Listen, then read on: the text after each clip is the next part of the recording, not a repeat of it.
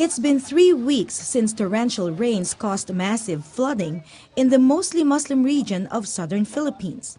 Yet many villages are still submerged in water. The residents have no choice but to endure the discomforts of cramped evacuation centers and exposure to the changing weather. It is very hot here during the day, but at night it is cold and windy. Most of the evacuees, especially the children, get sick with cold, cough, and fever. The residents here are very poor. Our blankets are too worn out to keep us warm. They also suffer from diarrhea and infections due to lack of clean water and poor sanitation. To help them, Operation Blessing held medical missions, especially in the far-flung areas that have barely been given relief assistance. Areas like this one are neglected because of the presence of Muslim rebel groups. But Operation Blessing volunteer Dr. Yvonne Estose went from tent to tent giving health checkups and treating the sick.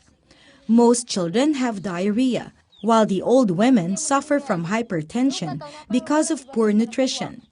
The medical mission came just on time for Sammy Ulong and his family. Their 3-year-old daughter, who had fever for several days, was diagnosed to have bronchitis. Thank you so much for your help. This is our first time to be checked by a doctor. We don't go to the doctor because we don't have money to pay them and buy medicines.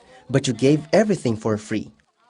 In addition to medicine, Operation Blessing also gave away toys to the children. For many children, it's the first real toy they've ever owned.